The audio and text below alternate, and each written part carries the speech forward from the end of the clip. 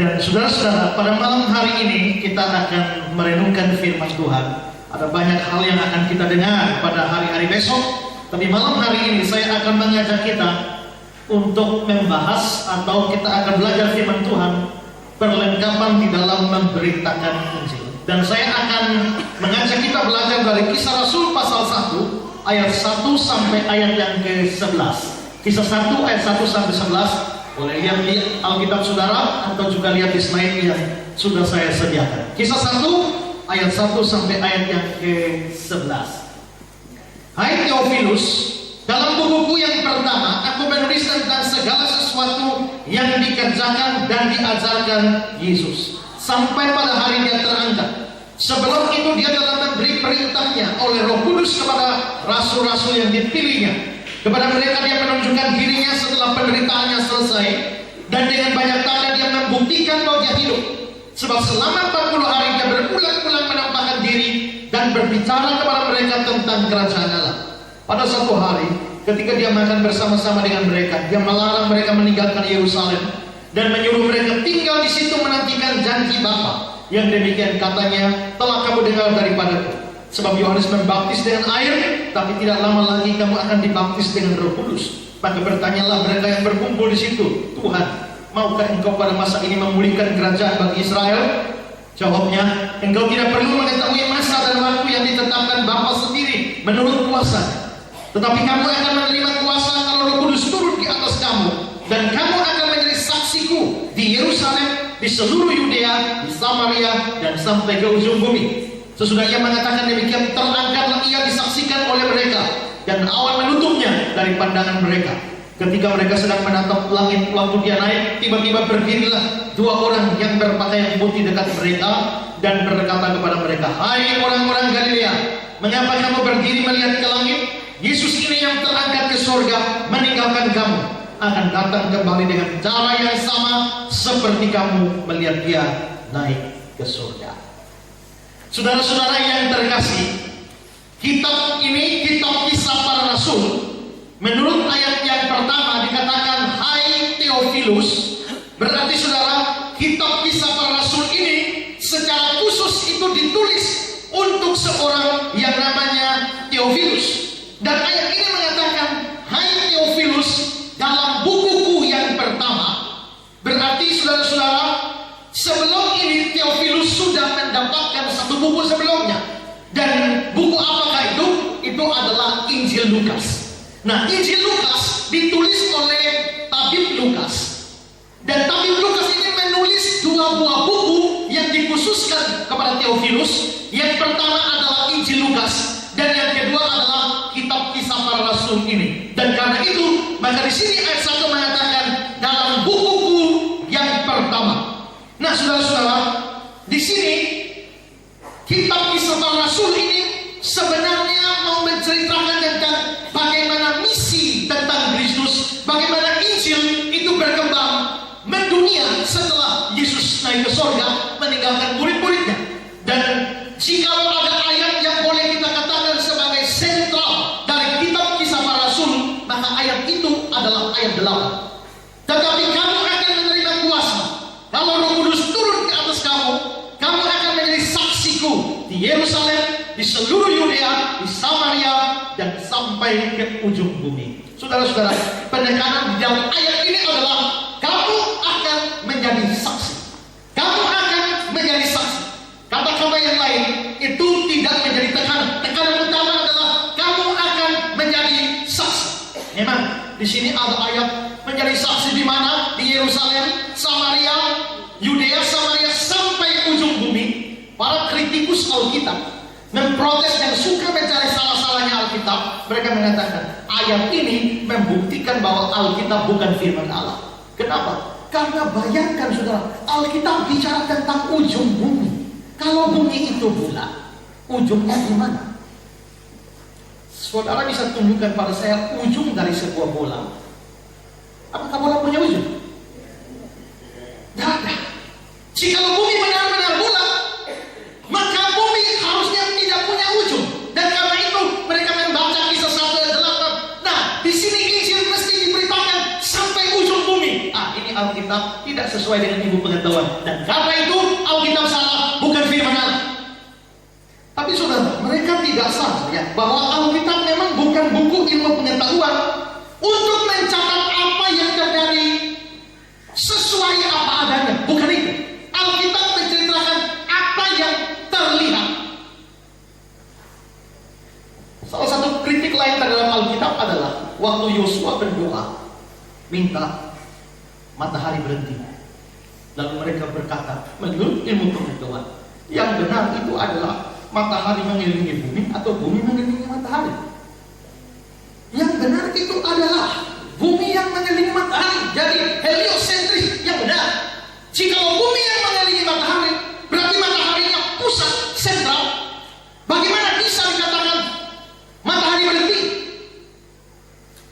Waktu saya menghadapi orang-orang Islam yang mempersoalkan itu, saya bilang, persoalannya adalah zaman dulu orang tuh Alkitab tidak mau catat realitas sesungguhnya. Yang putar itu bumi atau matahari. Alkitab tidak persoalkan itu.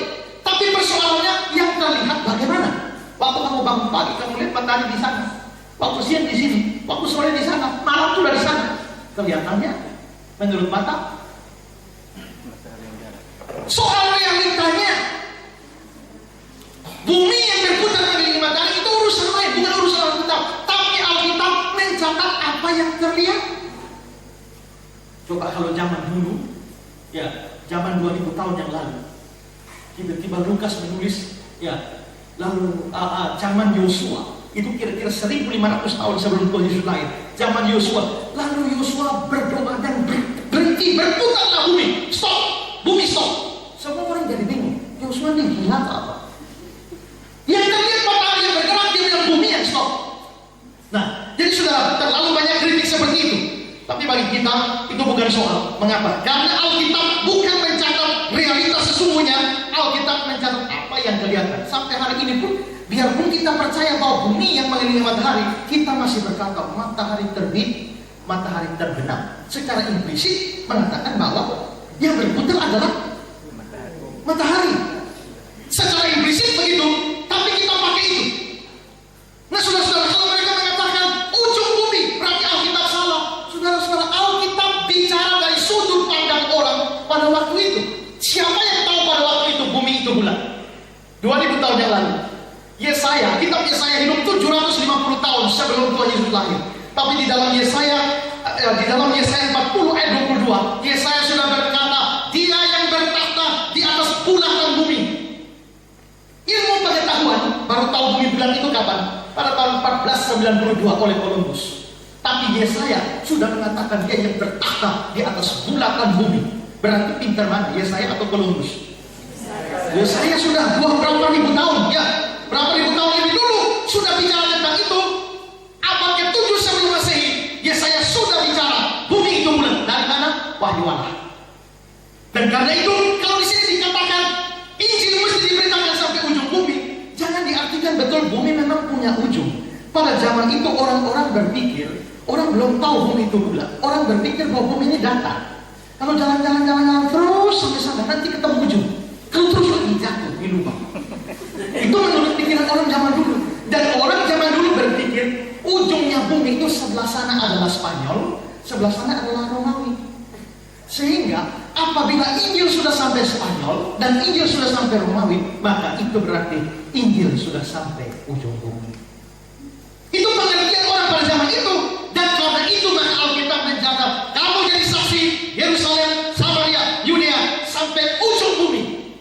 Itu pengertian pada waktu itu. Dan karena itu saudara-saudara, maka tidak perlu kita mempersoalkan hal itu. Banyak orang mempersoalkan hal itu. Tapi inti berita di dalam Kisah 1:8, kamu adalah saksi. Berarti Tuhan mau murid-muridnya jadi saksi, memberitakan Injil. Kita tahu the Great Commission, mandat agung, amanat agung, supaya jadikan semua bangsa muridku. Dan di sini kamu jadi saksi sampai ke ujung bumi. Di sini adalah perintah Tuhan sebelum Tuhan terangkat ke surga. Tapi saudara, Tuhan Yesus waktu memberikan perintah memberitakan Injil, Dia tidak hanya beri perintah, tapi Dia memberikan kelengkapan. Dia mempersiapkan murid-muridnya supaya bisa melakukan pekerjaan misi yang besar itu. Nah, saudara-saudara, apa apa saja yang Tuhan berikan, atau apa saja yang Tuhan siapkan, murid-murid, perlengkapan macam apa yang Tuhan berikan kepada murid-muridnya supaya mereka bisa melakukan misi di seluruh dunia sampai ujung bumi. Teks kita ini akan memperlihatkan kepada kita ada beberapa hal yang diberikan kepada murid-murid supaya mereka bisa mengangkat pekerjaan misi. Saudara, yang pertama adalah dalam hal apa Tuhan memperlengkapi murid-muridnya? Yang pertama adalah dalam hal iman. Saudara perhatikan ayat 1. Ayat 1 mengatakan begini: Hai Theophilus, dalam bukuku yang pertama aku menulis tentang apa? Segala sesuatu yang dikerjakan dan diajarkan Yesus. Dalam bukuku yang pertama, itu berarti Injil Lukas. Theophilus dan juga murid-murid diberikan suatu keterangan bahwa segala sesuatu dikerjakan dan diajarkan oleh Yesus. Itu diketahui oleh murid-murid. Ajarannya, mujizat-mujizatnya, kasihnya, kematiannya, kebangkitannya, ini diberitakan. Lalu saudara, ayat yang ketiga, perhatikan. Kepada mereka dia menunjukkan dirinya setelah penderitaannya selesai, dan dengan banyak tanda dia membuktikan bahwa dia hidup. Dengan banyak tanda dia membuktikan dia hidup. Di dalam Alkitab bahasa Inggris NIV, New International Version, diterjemahkan dan dia memberikan banyak bukti yang meyakinkan bahwa dia hidup. Jadi bukti yang diberikan bahwa dia hidup itu bukti yang meyakinkan. Atau di dalam terjemahan King James, kepada siapa yang ia menunjukkan dirinya sendiri hidup setelah penderitaannya oleh banyak bukti yang tidak bisa salah. Kata yang dipakai di situ, many infallible proof, bukti-bukti yang tidak bisa salah bahwa dia memang bangkit.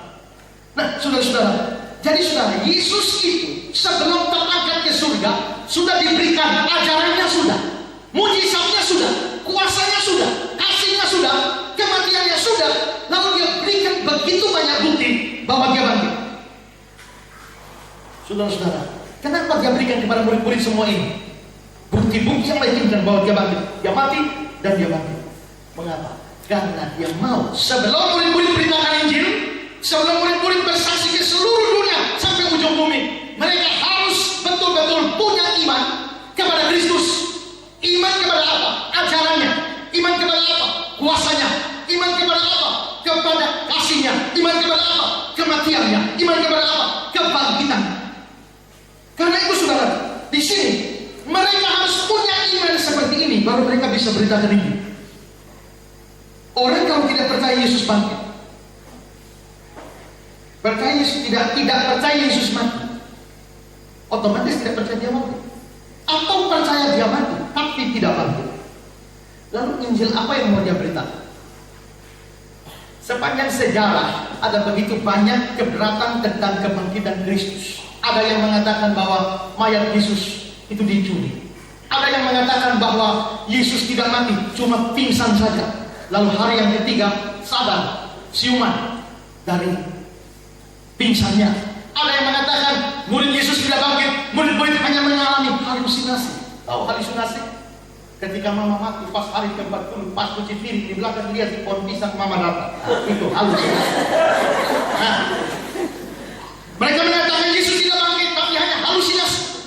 Tapi saudara, teori terpopuler tentang kebangkitan Kristus ini adalah pada beberapa tahun yang lampau. Di salah satu desa di Israel namanya Talpiot, ditemukan satu kuburan, dan itu adalah kuburan keluarga. Kuburan keluarga itu berisi osorium. Osorium itu adalah peti mati dari batu, dan berisi tulang-tulang di sana. Dan menariknya, ada keterangan di sana, inilah kuburan Yesus, inilah kuburan keluarga Yesus dari Nazaret.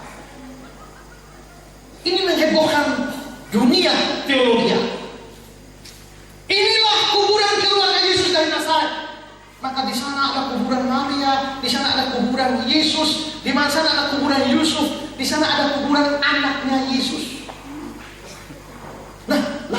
saudara-saudara, ini menghebohkan dunia.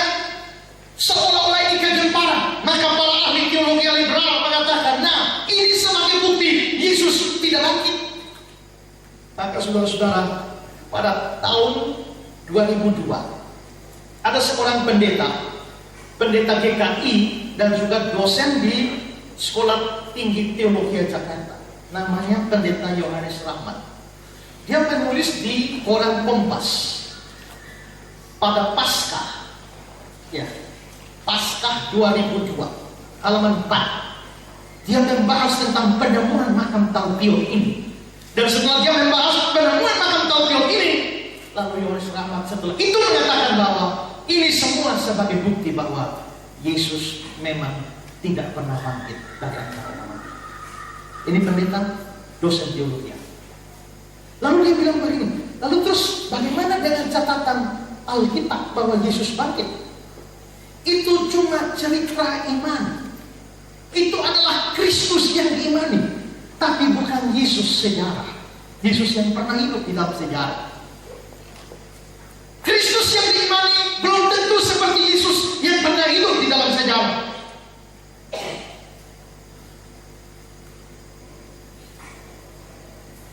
Lalu akhirnya dia berkata bahwa Yesus tidak pernah bangkit dari kematian, tapi dia cuma bangkit di dalam hidup dari murid-muridnya, di dalam hati dari murid-muridnya. Tapi kuburannya ada di Taufiot sampai hari ini. Saudara yang pernah sekolah ingat mars untuk guru-guru? Terpujilah wahai Engkau itu Bapa Guru. Terus apa? Namamu akan selalu hidup. Gimana? Tapi Pak gurunya bangkit dari kematian? Tidak. Bu gurunya bangkit? Tidak. Pak guru, ibu guru sudah almarhumah, kuburannya ada, tulang belulangnya ada di kuburan, tapi mereka hidup di dalam sanubari. Para muridnya Yohanes Rahmat berkata, begitu juga Yesus.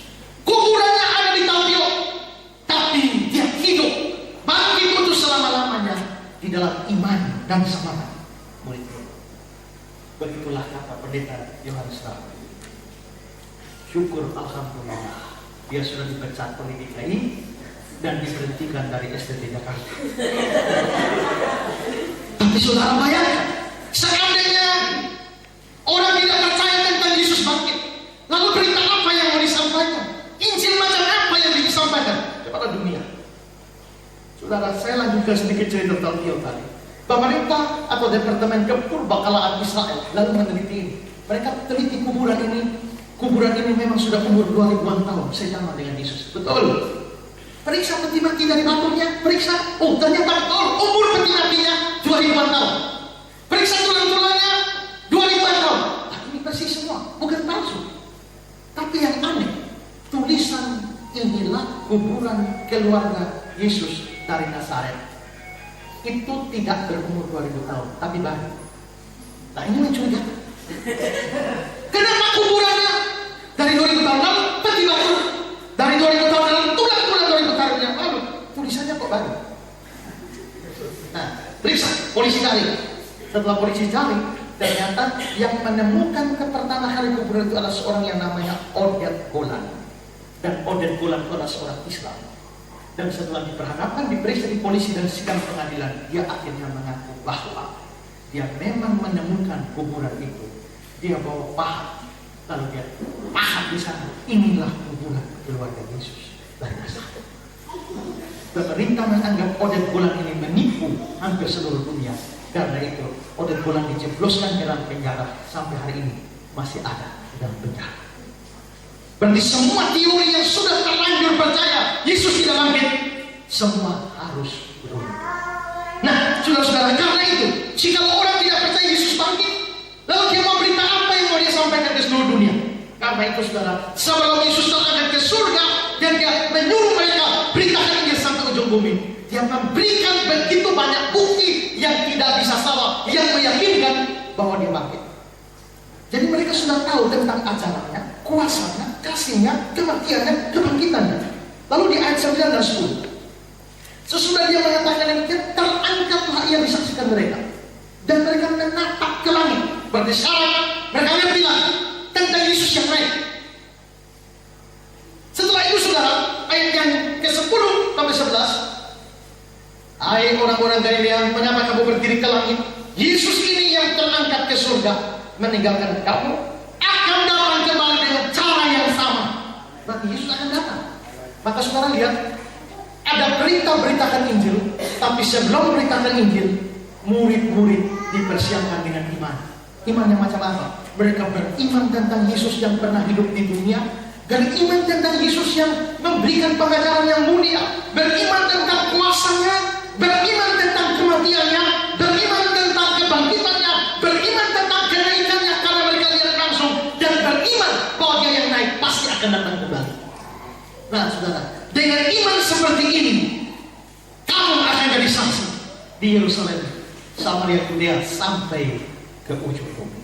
Berarti saudara-saudara, di sini sebelum memberitakan Injil, orang yang harus mau memberitakan Injil yang mesti mempunyai iman yang benar.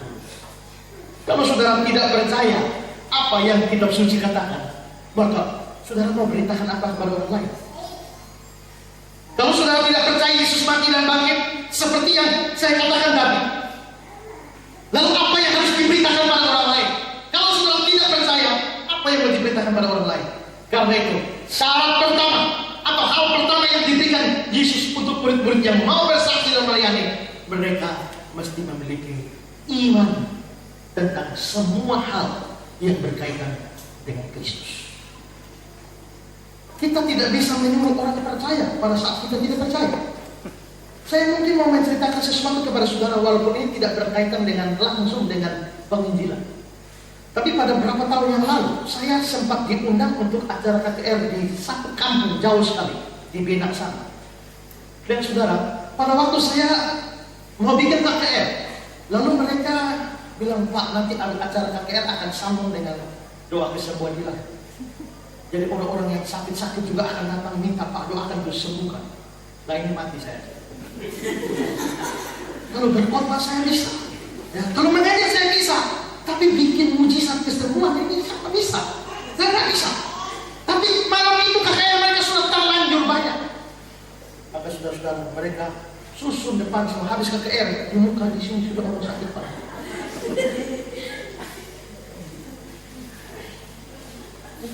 Saya sambil khotbah tapi dalam hati, mati saya di sini. Kalau khotbah selesai, apa yang saya buat dengan orang sakit ini? Lalu saya pas mau doa orang sakit, saya ingat, saya pernah nonton satu video. Dalam video itu, pendeta yang bilang, yang sakit di telinga taruh tangan di telinga, yang sakit di mata atau buta taruh tangan di mata, tidak ada taruh tangan, tidak ada, semua taruh di telinga. Dalam nama Yesus, semua sakit, penyakit hilang dan sembuh dalam nama Yesus. Amin. Siapa yang sudah sembuh bersaksi? Banyak orang bersaksi. Karena saya pernah lihat video itu, maka sekarang saya mau ini. Saya suruh mereka semua, siapapun yang sakit, taruh masing-masing di tempat. Mari kita nyanyi, mujizat terjadi di tempat ini, curahkanlah, semua curahkan, mati aku. Saya suruh taruh tangan saudara-saudara, apakah saudara yakin Tuhan Yesus berkuasa? Mereka bilang amin. Apakah saudara percaya Yesus bisa bikin mujizat? Orang mati dibangkitkan, lumpuh berjalan, buta melihat, tuli mendengar. Ada amin? Amin. Tapi saya tidak bisa. Setelah semua taruh tangan di tempat yang sakit, saya bilang, dalam nama Yesus semua sakit hilang. Setelah selesai saya bilang, saudara-saudara, saya percaya mujizat sudah terjadi. Sekarang siapa yang sudah sembuh, silakan maju dan bersaksi. Tidak ada yang masuk. Saya mulai keringatnya sudah seperti dijenas. Saya tunggu dan lama-lama tidak ada yang maju, dan saya bilang, saudara-saudara, di dalam kitab Injil Yesus pernah menyembuhkan 10 orang yang sakit kusta, semuanya sembuh, 10 sembuh. Tapi cuma 1 orang yang balik dan berterima kasih. Saya percaya malam ini Tuhan sembuhkan banyak orang, tapi saya minta satu saja bertambah. Silakan. Tunggu. Tidak ada juga. Tadi keringat saya seperti biji nasi, sekarang tidak ada. Tidak ada yang maju-maju sekalian, saudara-saudara. Tuhan bisa menyembuhkan dengan dua cara. Pertama secara langsung, kedua secara berangsur-angsur. Jadi kalau saudara tidak bisa sembuh langsung, maka Tuhan akan menyembuhkan saudara berangsur-angsur. Kalau KKR itu selesai malam hari itu dengan malu yang luar biasa. Dan habis itu malam itu saya pulang, saya bilang, Tuhan kenapa engkau permalukan saya? Satu hal yang mau saya di sini adalah bahwa hebat sekali saya berusaha meyakinkan saudara percaya, oh Yesus sanggup menyembuhkan ini. Tapi dalam hati saya tidak percaya.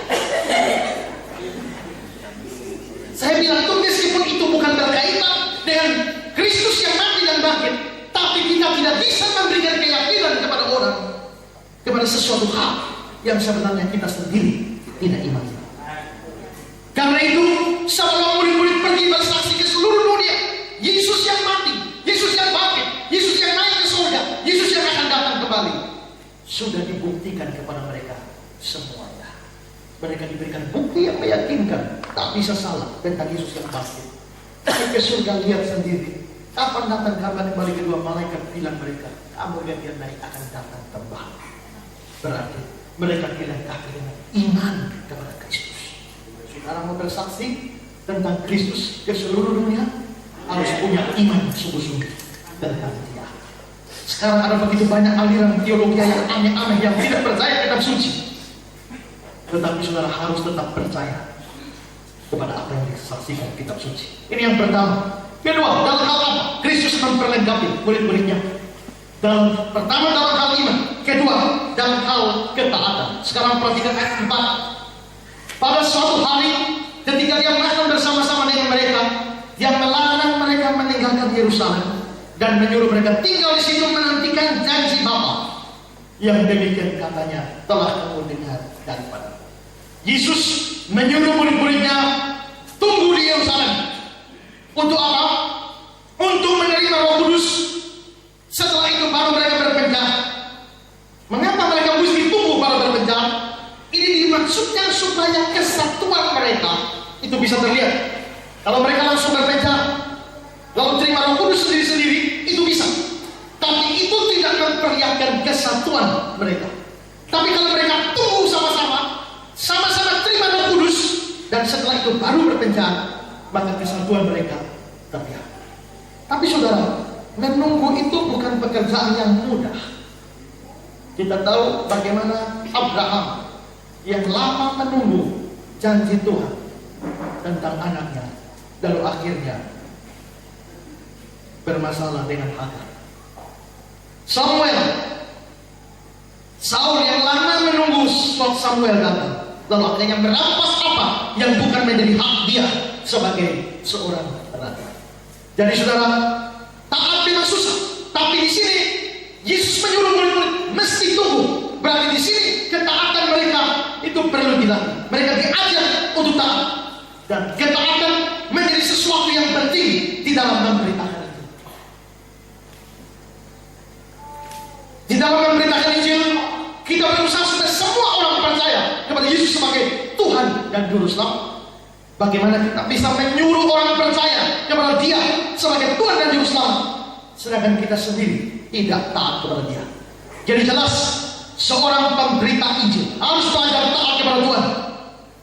Itu memang tidak berarti kita suci sempurna. Tidak ada orang yang suci sempurna. Kalau tunggu kita suci sempurna baru beritakan Injil, sampai mati kita tidak akan beritakan Injil. Kita nanti sampai di surga baru jiwa kita disempurnakan.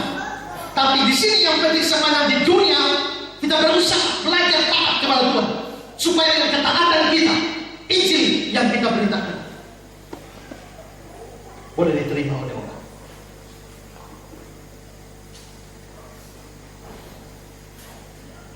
Petrus pernah diajar Tuhan tentang ketaatan. Suruh tebarkan jala di kami. Sepanjang hari kami sudah taburkan jala di sana, tapi tidak dapat ikan. Sepanjang malam. Tapi kalau Tuhan yang menyuruh, Saya tebarkan juga. Dan hasilnya ada. Ada satu kitab apokrif.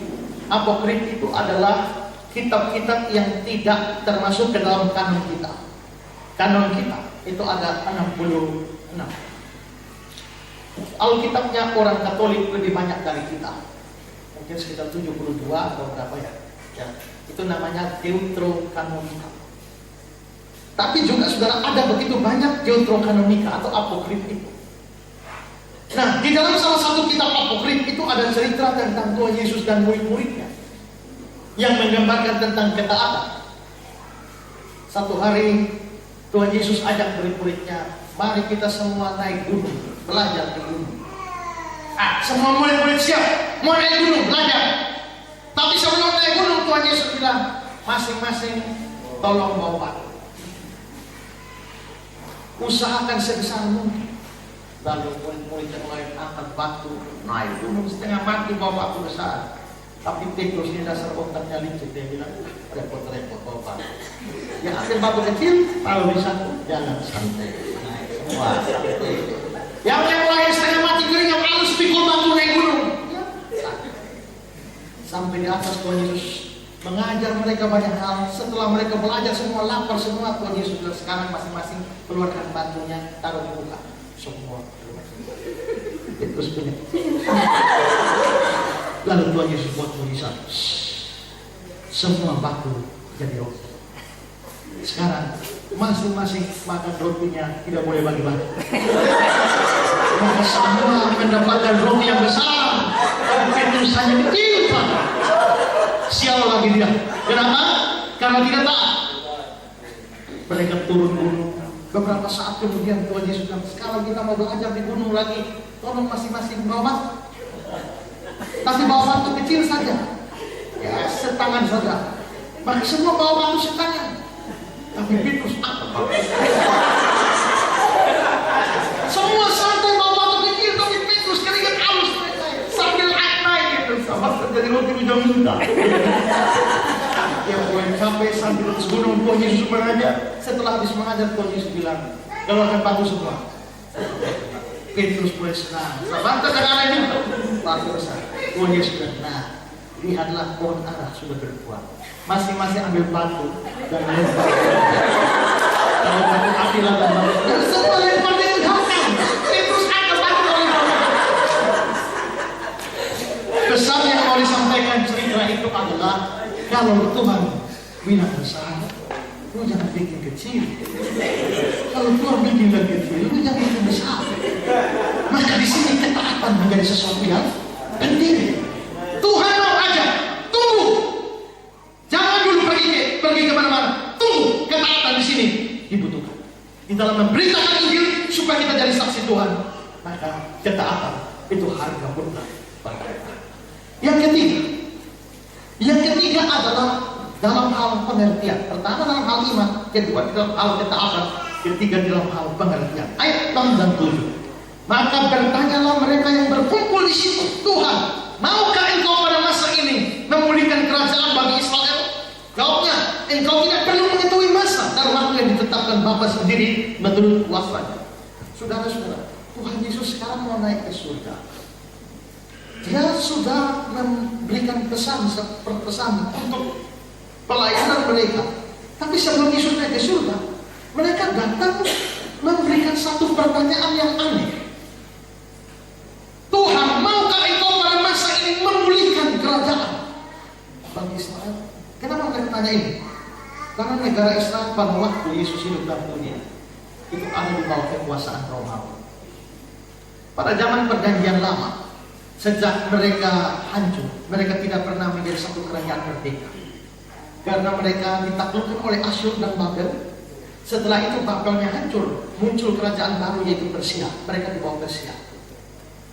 Setelah itu Persia ditaklukkan oleh Yunani. Mereka lalu di bawah Yunani lah. Setelah itu Yunani ditaklukkan oleh Romawi. Mereka di bawah Romawi lah. Jadi mereka pindah-pindah berkuasa. Tapi mereka sendiri tidak pernah punya otoritas negara seperti pada zaman Daud dan Salomo. Dan sudah beratus-ratus tahun lamanya mereka tidak pernah menjadi satu bangsa yang otoritas sendiri. Dan Karena itu, sebelum Tuhan Yesus pergi, mereka bilang, Tuhan, maukah Engkau memulihkan kerajaan bagi Israel? Di sini saudara-saudara, dari permintaan mereka ini terlihat bahwa mereka pengertiannya masih kacau. Pertama, mereka ingin tahu apa yang mereka tidak boleh ketahui. Di dalam kata-kata ini, pada masa itu, Engkau memulihkan kerajaan bagi Israel. Mereka minta saat itu, tapi Yesus bilang, ada waktu yang ditetapkan Bapa menjadi kuasanya. Mereka juga kepingin mendapatkan kerajaan tanpa peperangan. Tuhan, maukah Engkau pada masa ini memulihkan kerajaan bagi Israel? Juga saudara ya, mereka membayangkan satu kerajaan duniawi, yaitu Israel. Kerajaan Israel merdeka. Tapi Yesus sepanjang di dunia tidak bicara tentang kerajaan Israel. Kalau dalam ayat sebelum tadi, dia banyak kali bicara tentang kerajaan Allah. Dalam pengajaran ini, Allah kerajaan Allah seumpama, Allah kerajaan Allah seumpama ini, Allah kerajaan Allah seumpama ini. Yesus bicara tentang kerajaan Allah, tidak bicara tentang kerajaan Israel secara politis. Tapi di sini mereka mengajukan satu permintaan dan pertanyaan yang bersifat politis. Maukah Engkau memulihkan kerajaan bagi Israel? Dan saudara-saudara, kesalahan mereka yang pertama adalah mereka cuma berpikir bagi Israel. Tapi saudara perhatikan baik-baik, Tuhan Yesus bilang begini, tidak usah pikir apa yang sekarang. Tuhan tetapkan sendiri kemuliaan bagi Israel. Itu bukan urusan kamu. Ini tahun berapa yang Yesus omong? Nanti setelah itu Tuhan pulihkan Israel. Itu tahun 1948 Israel merdeka. Hampir 2000 tahun baru hal itu terjadi. Mereka berpikir tentang kerajaan Israel, tapi Yesus mau berkata, kamu tidak usah pikirkan kerajaan Israel. Tugasmu adalah beritakan Injil untuk satu kerajaan yang bersifat rohani. Jadi saudara, di sini kita bisa melihat bahwa murid-murid, biarpun sekali Yesus mau naik ke surga, tapi mereka pengertiannya masih kacau. Dan Tuhan Yesus meluruskan pengertian mereka. Tuhan bilang, ayat 8 yang menjadi intinya, tetapi berarti harus kontras dengan ayat sebelumnya. Ayat sebelumnya bicara tentang kerajaan Israel. Maukah Engkau memulihkan kerajaan bagi Israel? Israel. Tapi Israel tetap, artinya adalah bukan urusan dengan Israel sekarang, urusan dengan kerajaan Allah. Kamu tidak usah pusingkan kapan Israel dipulihkan, itu urusan Bapa di surga. Tapi kamu akan jadi saksi Yerusalem, Yudea, Samaria, sampai ujung bumi. Bahkan di sini pengertian mereka tentang kerajaan itu diubah oleh Tuhan. Nah, saudara-saudara, di sini sebelum murid-murid pergi beritakan Injil, mereka dilengkapi dengan pengertian yang benar tentang firman. Karena itu saudara, kalau saudara mau menjadi orang yang benar di dalam memberitakan Injil, di dalam menyampaikan firman Tuhan, saudara harus sungguh-sungguh mengerti Injil. Saudara harus sungguh-sungguh mengerti firman. Dan itulah sebabnya kenapa saudara ada di sini. Ada begitu banyak orang kepengen beritakan Injil, tapi tidak pernah belajar Injil yang benar. Ada begitu banyak orang kepengen beritakan firman, tapi tidak belajar firman dengan benar. Dan karena itu yang disampaikan adalah pikiran mereka sendiri, kacau balau terjadi. Berapa banyak orang yang menjadi, berapa banyak orang Islam begitu bertobat, tahu-tahu menjadi pendeta terkenal, khotbah keliling di mana-mana. Tapi setelah dilihat bagaimana mereka berkhotbah, mereka menyampaikan sesuatu yang bukan ajaran Kristen. Kenapa? Mereka terlalu cepat beritakan firman tanpa mereka belajar firman. Kalau bagi saya tidak setuju orang-orang yang baru bertobat dari Islam dari Kristen langsung khotbah. Tidak. Kalau dia baru bertobat dari Islam dari Kristen, belajar dulu. Porsinya kesaksian. Kapan sudah belajar firman yang baik, baru beritakan firman. Kapan belajar tentang Injil yang benar, baru beritakan Injil. Sehingga yang disampaikan bukan sesuatu yang lain dari firman. Karena itu betapa pentingnya orang mengerti kebenaran, baru menyampaikan kebenaran. Saudara-saudara, di dalam Amsal 19 ayat 2 ada ayatnya. Terus coba. Tanpa pengetahuan, kerajinan pun tidak baik. Di dalam NIV-nya adalah tidak baik mempunyai semangat tanpa pengetahuan. Ya, punya pengetahuan tapi tidak punya semangat. Ngerti banyak tapi suruh melakukan tidak mau. Ngerti banyak tapi beritakan Injil tidak mau.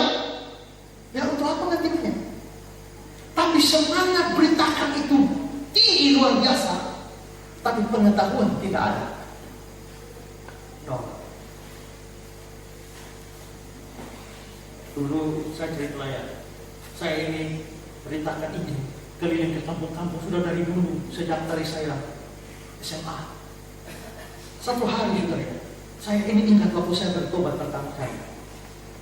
Itu ada orang, kalau pertobatan saya pertama kali ada orang kasih saya ayat. Ayat itu dari Yesaya 43. Aku memanggil engkau dengan namamu, engkau ini adalah kepunyaanku. Kalau engkau melewati api, engkau tidak akan terbakar. Kalau engkau melewati air, engkau tidak akan hanyut. Oh bayangkan saudara, Tuhan janji pada saya lewat api tidak terbakar, lewat air tidak akan hanyut. Saya pegang mati itu ayat.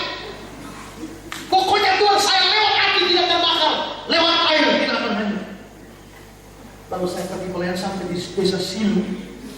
Waktu saya pergi pelayanan sana, waktu saya jalan saya aneh. Kok ini jalan? Kok semua orang belok? Kan ini jalan lain, ini semua belok. Saya tanya, kenapa mereka belok? Rupanya di tengah jalan ada sarang lebah besar jatuh di tengah jalan. Dan lebah penuh di itu jalan. Maka semua orang lewat. Waktu saya sampai di jalan, saya lihat lebah-lebah ini. Dan saya berkata, lebah. Saya ingat firman, kalau api engkau tidak akan terbakar, air engkau tidak akan terbakar. Kalau api dan air saya tidak, apalagi lebah.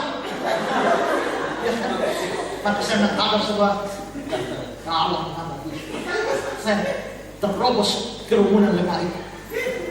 Dan begitu saya sampai di tengah kerumunan lebah, mereka hajar saya luar biasa. Tapi itu saya hampir mati.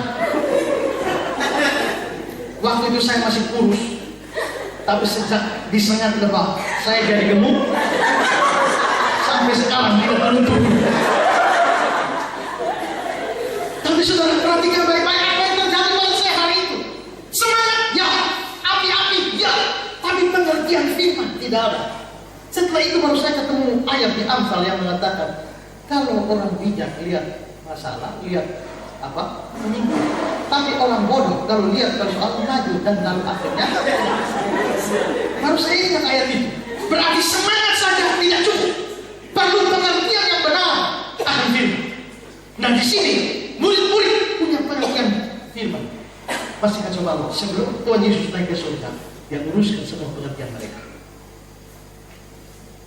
Maka saudara yang mau beritakan Injil, mesti belajar sungguh-sungguh. Saudara mau beritakan Injil, belajar tentang Injil yang benar, supaya yang disampaikan bukan Injil yang salah. Saudara mau beritakan Injil, belajar metode bagaimana beritakan Injil yang benar, supaya Injil bisa disampaikan. Karena itu selama 3 hari di sini, memanfaatkan sungguh-sungguh, isi sungguh-sungguh dengan segala pengertian untuk menjadi seorang pemimpin yang baik. Dan yang keempat, yang terakhir, Tuhan memberi perlengkapan dalam hal apa? Dia memberi perlengkapan di dalam hal kuasa memberitakan Injil.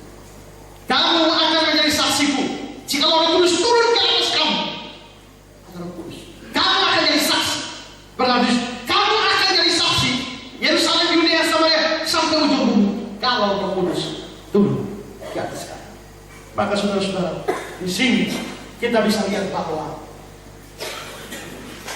perlengkapan yang diberikan oleh Tuhan kepada para pekerjanya adalah kuasa Roh Kudus.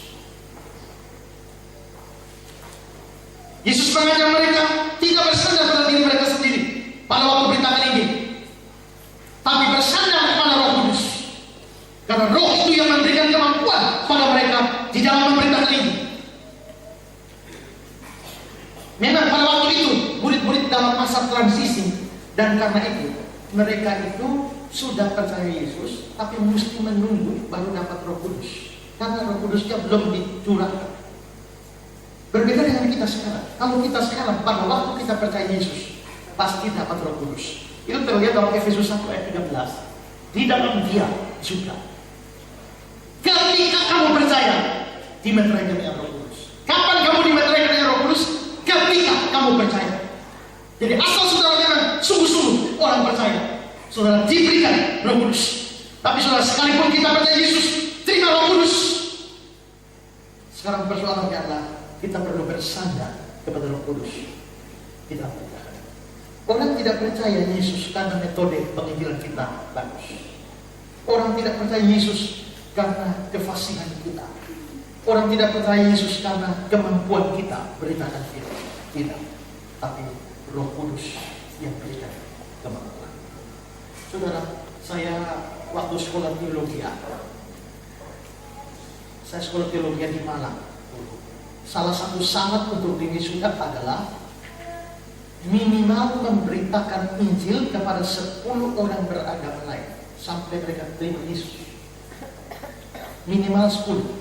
Kalau kuliah 5 tahun dari 1 semester 1. Kalau tidak akan sampai 10, kamu tidak akan diwisuda biarpun nilai bagus. Teman saya sudah selesai semua mata kuliah, SKS semua sudah, dapat jiwa hanya 9. Tunda wisuda 1 tahun, cari tambah 1 orang. Baru bisa wisuda. Saya waktu itu sempat protes memang. Dia bilang, kenapa ditentukan begitu? Itu khotbah 120 tahun, tak ada 1 orang percaya. Hanya 8 orang saja. Itu pun 8 orang dipakai. Kalau Nus kuliah di sini pasti tidak diwisuda. Saya protes seperti itu. Tapi dosa-dosanya, nah ini kan 1 semester cuma 1. Saya bilang mestinya kasih standar. Selama kuliah di sini, injili 1000 orang. Soal dia percaya itu bukan urusan kita. Itu urusan Tuhan. Itu kuasa Tuhan. Tapi tugas kita adalah memberitakan. Tapi mereka tetap tidak tahu. Ya sudah, mesti beritakan. Lalu saya tugas pelayanan di kota, di desa kecil di Kediri, Jawa Timur. Ada satu gereja kecil tempat saya melayani di sana. Jemaatnya cuma 20 orang. Saya kunjungan ke jemaat. Terus sampai di salah satu jemaat ada pembantu rumah tangganya, orang Islam. Saya pengen beritakan Injil pada dia. Saya siap beritakan Injil. Saya sudah belajar semua teorinya dari Makai Institut, sudah saya siap beritakan Injil. Waktu saya kunjungan hari Jumat sudah ngomong, sudah ngobrol ngalor ngidul kemana-mana. Tapi mau ngomong Injil yang takut luar biasa. Jangan-jangan saya omong dia tuh. Sudah cerita sini sana segala macam. Akhirnya 2 jam berlalu. Saya pulang tanpa omong Injil sama sekali. Tapi kami hanya tugas pelayanan cuma akhir minggu. Karena itu hari Jumat berikutnya saya pergi lagi. Sepanjang Senin, Selasa, Rabu, Kamis saya berdoa, saya akan beritakan Injil kepada ibu ini hari Jumat. Setelah itu hari Jumat ketemu dia lagi. Sudah cerita panjang lebar, cerita politik, cerita segala macam. Setelah cerita semua, saya mau beritakan Injil. Sampai dia pulang dan saya pulang tidak jadi. Pulang lagi berdoa lagi hari Senin, hari Selasa, hari Rabu, hari Kamis, hari Jumat. Hari Jumat ini saya mesti beritakan. Cerita lagi. Lagi-lagi saya selesai cerita tanpa berani ngomong tentang Yesus. Saya rasanya mau ngomong tentang Yesus takut sekali. Setelah itu saya pulang lagi dan saya bilang, Tuhan ini sudah 3 minggu saya kepengen beritakan Injil pada itu, bisa takut ini orang terima atau tidak. Tapi saya bilang, Tuhan ini sudah 3 minggu, kali ini saya nikah. Mau terima atau tolak, saya sudah beritakan Yesus. Dan setelah itu ngomong, saya tidak ngomong panjang-panjang lagi. Ngomong panjang-panjang biasa berakhir dengan tidak jadi. Jadi di kali ketemu saya langsung ngomong, Ibu, permisi Ibu, saya mau tanya Ibu, ya, apakah Ibu pernah dengar tentang Yesus? Dia bilang, iya Pak. Lalu saya jelaskan mulai panjang, siapakah Yesus itu? Bla setelah jelaskan Yesus, dia mati, dia bangkit, naik ke surga, dan dia akan sediakan tempat bagi kita, bla. Panjang saya ngomong. Lalu setelah tanya dia, apakah Ibu mau percaya Yesus sebab Tuhan dan Juru Selamat itu? Dia lihat saya dan dia bilang, wow, saya sebenarnya sudah mau dari 3 minggu lalu. Dari 3 minggu lalu saya tunggu dan hanya mau tunggu kapan Pak Tawa, karena saya ini sudah lihat, sudah dengar orang-orang tentang Tuhan Yesus, kapan Pak Tawa saya terima. Tapi saya tunggu dari 3 minggu lalu Pak tidak pernah ngomong. Saya dalam hati setelah itu saya pulang, saya orang Kupang yang saya kalau sedang nenek moyang. Kita tahu lu terima dari 3 minggu lalu dan 3 minggu lalu kita susikan. Tapi dari situ saya jadi sadar bahwa sebenarnya orang menerima Injil bukan karena kemampuan saya, bukan karena teknik saya, bukan karena metode saya, tidak, tapi karena Roh Kudus telah bekerja terlebih dahulu, bahkan sebelum saya perintahkan. Apalagi pada saat saya perintahkan, jika Roh Kudus bekerja, Injil diberitakan, hati terbuka, dan orang terima Yesus. Apakah saudara pikir mudah orang-orang yang beragama lain meninggalkan kepercayaan mereka bertahun-tahun dan nenek moyang mereka dan menjadi Kristen? Kalau bukan Roh Kudus yang bekerja. Untuk memberitakan Injil, Tuhan Yesus mau kita mesti punya iman sungguh-sungguh. Belajar taat. Dan yang ketiga yang diberitakan adalah murid-murid ini harus punya pengertian yang benar. Dan yang keempat, mereka punya kuasa Roh Kudus. Bisa ulang bersama-sama. Pertama, kedua, ketiga, keempat. Kalau kita punya empat ini, kita siap untuk menjadi saksi Tuhan dan bahkan menjadi saksi di Yerusalem, Yudea, Samaria, Alor, Sabot, Rote, Amfoa, Kolbana, dan sampai ke ujung bumi. 3 hari pakai untuk isi diri saudara dengan iman, dengan pengertian, belajar taat dan bersandar pada Roh Kudus. Dan ada banyak jiwa yang dimenangkan untuk Tuhan. Jika kita semua bekerja, maka Indonesia akan dipersembahkan bagi Kristus. Mari kita semua bangun.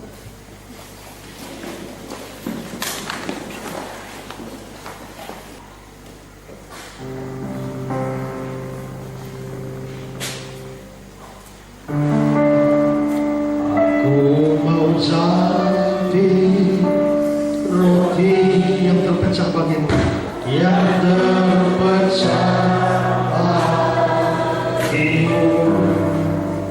aku mau jadi anggur yang tercurah bagimu, aku mau jadi saksi, aku mau jadi memberitakan Injilmu,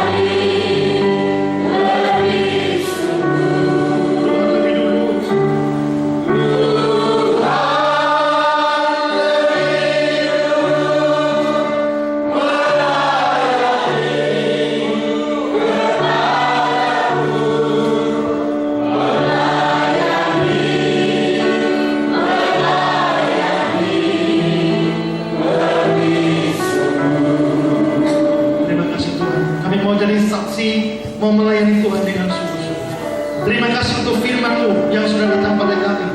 bahwa sebelum kami beritakan Injil menjadi saksi Tuhan, Tuhan mempersiapkan kami. Tuhan mempersiapkan kami dengan iman yang benar, iman yang sungguh-sungguh. Tuhan memperlengkapi kami dengan ketaatan.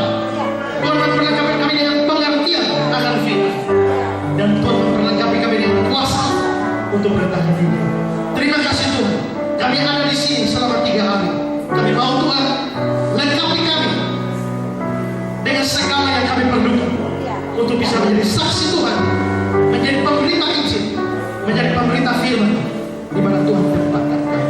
Terima kasih Bapa untuk firman-Mu, dan biarlah Kau dimuliakan di dalam firman. Di dalam nama Yesus Kristus, Juru Selamat dunia yang kami layani, kami berdoa kepada Bapa di surga. Amin. Silakan duduk kembali.